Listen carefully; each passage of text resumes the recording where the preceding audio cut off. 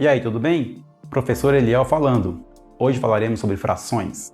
Parece um assunto tranquilo, mas ao longo da minha carreira como professor, percebi que os alunos têm dificuldades com frações.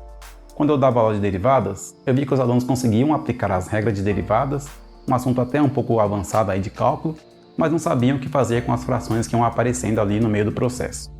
Então, para você não ter essas dificuldades com frações, eu vou te mostrar os detalhes e você vai se tornar uma pessoa confiante nesse assunto. Vou falar sobre frações equivalentes, frações próprias, frações impróprias e outros pontos importantes. Então ative a sua mente, que a aula vai começar.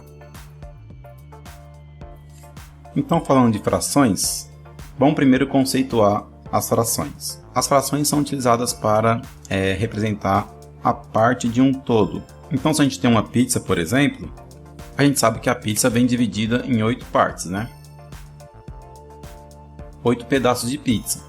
E quando a gente vai comer na pizza, então supondo que eu comi esse pedaço de pizza aqui. Então se eu comi um pedaço, eu comi 1 de 8. Como eu disse, a fração é para representar a parte do todo, então isso aqui seria 1 de 8. Essa é a maneira de representar a parte do todo. Então o todo é a pizza, tem 8 pedaços, eu peguei uma parte, peguei só uma parte, então peguei 1 de 8 da pizza. E esses números que usamos para formar a fração são chamados de numerador e denominador. Então é assim que vamos trabalhar com frações. Vamos representar a parte de um todo. Quando isso acontecer, quando eu estiver representando a parte de um todo, eu vou ter uma fração do tipo então A sobre B, onde A é sempre menor que B. Isso quando eu estiver fazendo a parte de um todo. Se isso acontecer, isso será chamado de fração própria. Quando eu estou representando a parte de um todo, eu consigo sempre escrever uma fração tal que o numerador é menor que o denominador, isso é chamado de fração própria. Mas pode ser que eu consiga representar um número maior que 1 aqui, maior que um todo. Se isso acontecer, a fração vai ser chamada de imprópria. Então vamos escrever isso aqui.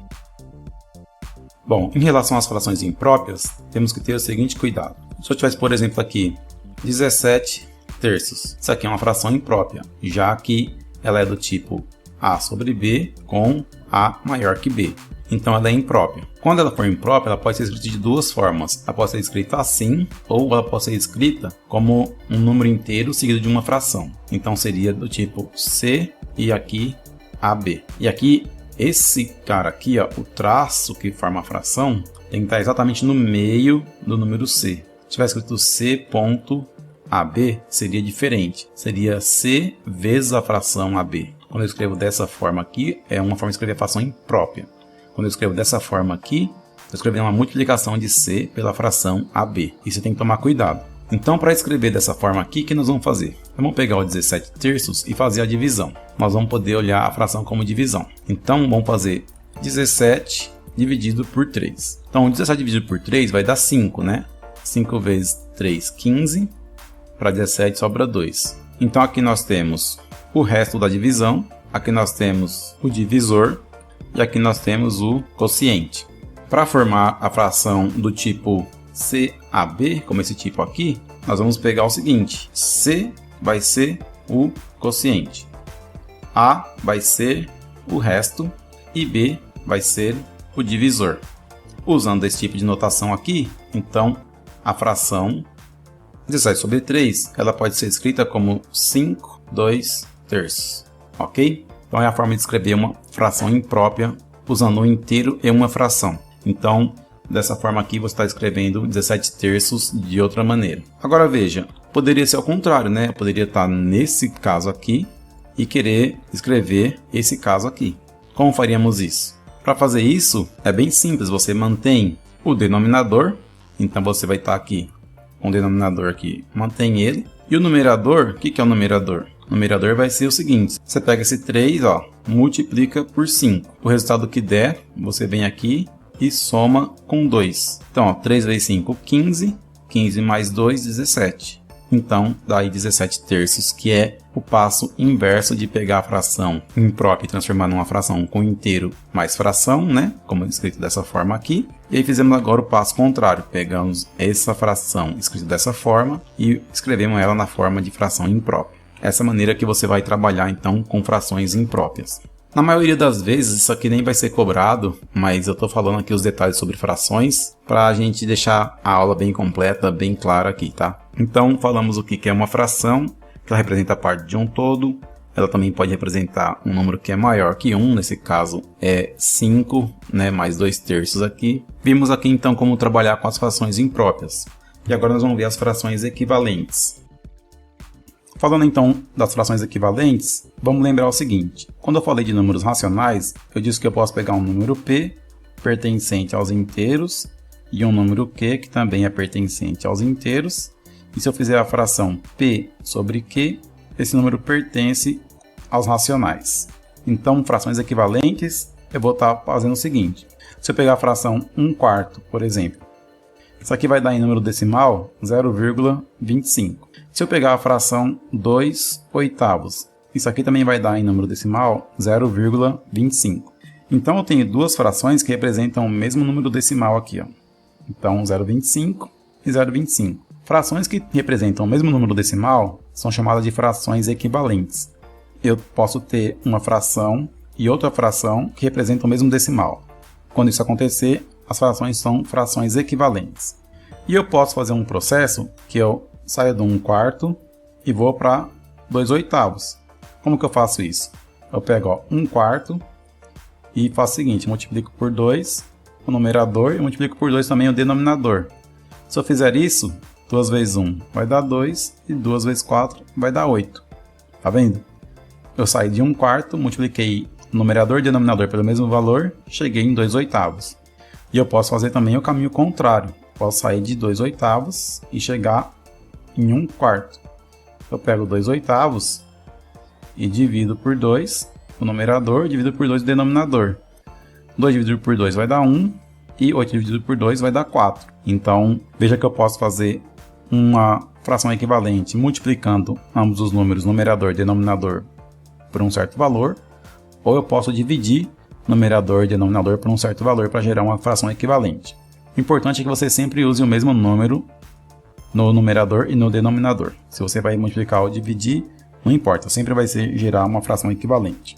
E quando a gente divide, tá em cima e embaixo por 2, a gente está gerando uma redução da fração.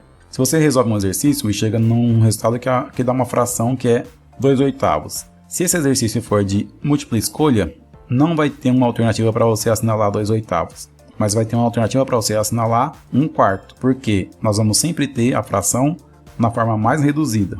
A forma mais reduzida, ela é 1/4. Então nós vamos ver agora com calma e com mais exemplos o que é a redução de frações. Se eu tiver uma fração do tipo 12 sobre 40, como que eu vou reduzir essa fração? Bom, eu poderia fazer o seguinte aqui, ó. Os dois números são pares, então posso dividir em cima e embaixo por 2. Divido por 2 em cima dá 6, divido por 2 embaixo dá 20. Os dois ainda são pares, dá para dividir em cima e embaixo por 2 também. Divido por 2 dá 3, divido por 2 dá 10. Então, seria essa fração aqui que não dá mais para dividir. Quando eu chegar nessa fração aqui, que não dá mais para dividir, eu cheguei na fração chamada fração irredutível. Então, eu fiz um processo aqui de tentando, né? Fui tentando achar o número que dá para dividir em cima e embaixo até chegar na fração irredutível. Porém, existe um número exato que já faz sair da fração original e chegar na fração irredutível. Que número é esse? Esse número aqui você tem que pegar a fração original e dividir ela pelo MDC, certo? Máximo divisor comum do numerador e o denominador. Se você fizer isso, já vai chegar direto ali. Vamos fazer então o MDC entre 12 e 40 aqui.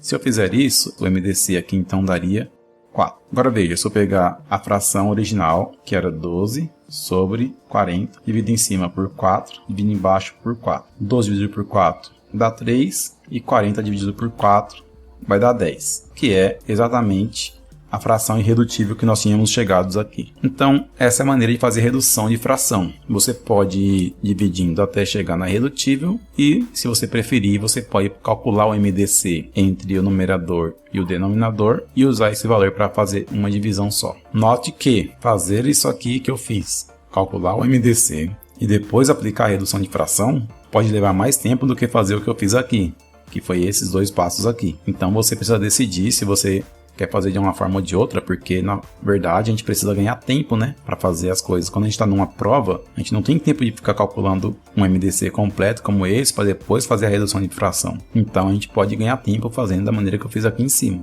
Eu sabia que os dois números são pares, logo dava para dividir por 2. Aqui de novo os dois números são pares, daí é para dividir por 2 de novo. Quando isso for complicado, não tiver tão óbvio de enxergar que já dá para dividir, você faz o MDC, senão você pode seguir dessa forma aqui. Bom, como a gente olha a fração como uma divisão, pode acontecer a gente ter uma fração que ela é chamada de aparente. Uma fração imprópria do tipo 20 quartos também é chamada de fração aparente. Por quê? Como podemos olhar a fração como divisão, eu posso fazer isso aqui, 20 dividido por 4. Isso aqui tem um valor exato que é 5, que não é uma fração, o valor final da divisão aqui. Então, quando isso acontecer, quando a minha fração tiver um formato A sobre B, com A maior que B e B é divisor de A, então a fração é chamada de fração aparente, porque eu consigo dividir A por B. Na hora que eu consigo dividir, eu cheguei no valor exato aqui, então ela é uma fração aparente. Só um detalhe a mais aqui sobre frações, porque como a gente pode olhar como uma divisão, a gente pode usar isso aqui para chegar em 5 e não escrever mais 20 quartos. E nós vamos usar isso quando a gente estiver estudando equações. Tá? Nós vamos ter que usar isso para trabalhar nas equações, porque nós vamos chegar em algum momento que vai dar uma fração e, se for possível, nós vamos dividir. Como é possível dividir aqui 20 por 4. E o último tópico aqui sobre frações é a comparação. Como que eu comparo duas frações para saber se uma é maior que a outra? Para fazer essa comparação, nós vamos fazer o seguinte. Vamos agora comparar 2 terços com 1 terço. O que tem aqui nesse caso? Eu tenho aqui, ó, denominadores iguais. Se eu tiver denominadores iguais, é bem simples. Basta eu comparar os numeradores. Então será maior a fração que tiver o maior numerador. Então basta olhar dessa forma aqui. Então posso afirmar que esse número é maior que esse, né? 2 é maior que 1. Então 2 terços é maior que 1 terço.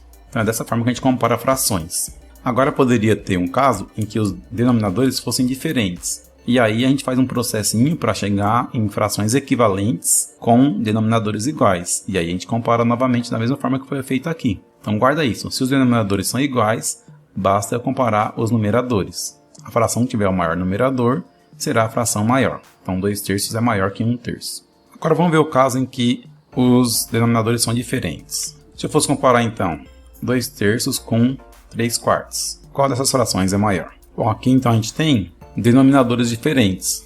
Quando isso acontecer, nós vamos fazer o seguinte. Nós vamos gerar duas frações com denominadores iguais e depois fazer a comparação.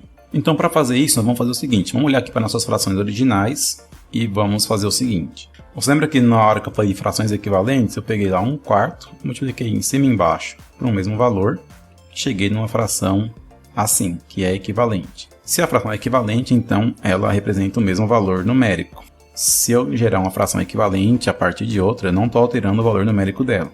Então eu vou fazer o seguinte, eu vou gerar uma fração equivalente de cada uma dessas duas aqui, dá 2 terços e dá 3 quartos, de modo que eu tenha depois denominadores iguais. Então como que a gente faz isso? A gente vai pegar assim, vamos chamar a fração 2 terços aqui, ó, de fração 1, e a fração 3 quartos de fração 2. Então o que a gente faz para gerar a fração equivalente que tem denominador igual? Então a gente pega a fração 1 e multiplico pelo denominador da fração 2. Depois eu pego a fração 2 e multiplico pelo denominador da fração 1. Se a gente fizer isso, nós vamos ter o seguinte, eu pego a fração 1, 2 terços, multiplico em cima e embaixo por 4. Então 4 vezes 2 dá 8 e 4 vezes 3 dá 12. Agora eu pego a fração 2, que é 3 quartos, e multiplico em cima e embaixo pelo denominador da fração 1, que é 3. Então multiplico em cima por 3, embaixo por 3. 3 vezes 3 vai dar 9 e 3 vezes 4 vai dar 12. Então olha que legal, agora eu tenho denominadores iguais. Então aqui 8 dozeavos é equivalente à fração 1 e 9 dozeavos é equivalente à fração 2. Logo, a fração 2 ela é maior que a fração 1, tá? É assim que nós vamos fazer. Então podemos escrever aqui 9 dozeavos é maior que 8 dozeavos. Então, essa é a maneira de você comparar frações. Você vai pegar, se tiver denominadores iguais, basta comparar os numeradores Se tiver denominadores diferentes, você faz esse processinho aqui para gerar frações equivalentes com denominadores iguais e aí você compara. Então, dessa forma que a gente vai fazer comparação de frações. Então é isso. Vimos os detalhes sobre frações. Fizemos uma preparação para a próxima aula, onde falaremos sobre as operações de soma, subtração, multiplicação e divisão com frações. Mas você já pode ir praticando os conceitos de frações com a lista de exercícios que eu deixei na descrição do vídeo. Você pode baixar essa lista, fazer os exercícios e se tiver alguma dúvida, deixe nos comentários. Não se esqueça de deixar o seu like, se inscreva no canal, ative as notificações para saber quando eu postar uma nova aula e compartilhe esse vídeo. Um abraço do professor Eliel, até o próximo vídeo e por hoje é só.